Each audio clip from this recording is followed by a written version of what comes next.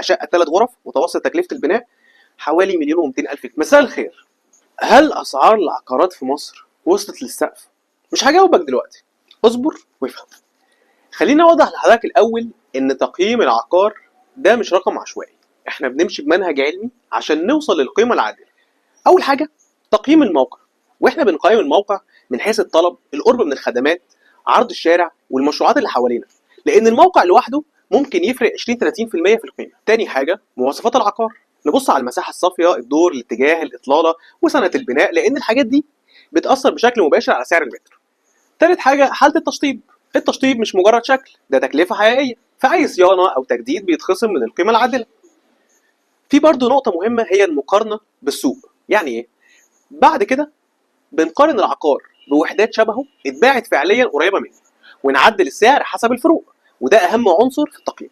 وفي التقييم الاستثماري، لو العقار ده قابل للتأجير بنحسب هو بيكسب كام في سنويا، ونشوف قيمته بناء على العائد مش على الشعور. طبعا واهم الحاجات هي المستندات. الوضع القانوني مهم جدا، لان اي نقص في الاوراق بيأثر على السعر وسرعه البيع. نخش بقى على فكره اسعار العقارات. طب ممكن متوسط سعر المباني من مواد بناء وعماله ومعدات رقم مش دقيق، بس من 5 ل 7,000 جنيه للمتر. يعني عماره 5 ادوار تتكلف متوسط حوالي 12 مليون جنيه.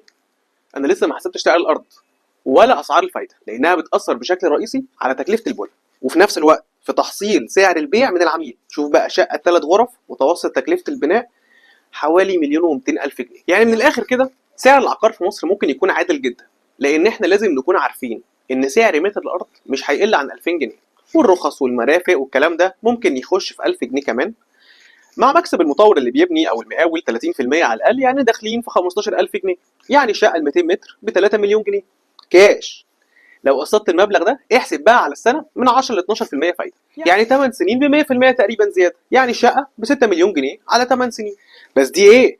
دي شقه عاديه بسعر متر ارض 2000 جنيه. يعني لو مكان في التجمع ولا الساحل مع مطور كبير او مشروع كبير وخدمات في الكومباوند ومساحات خضراء وكلام كتير كده يزود سعر المتر يوصل ل 200,000 جنيه في بعض المناطق والمطورين.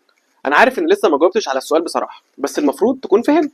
لو العقار وصل للسقف يبقى التضخم انا عندي 0%، والفايده 0%، والعرض والطلب متوازن، والتوسعات والامتداد العمراني مفيش.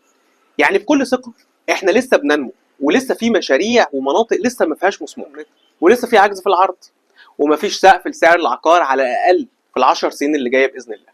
بالعكس، انا شايف ان احنا في وقت شراء مش بيع. شكرا.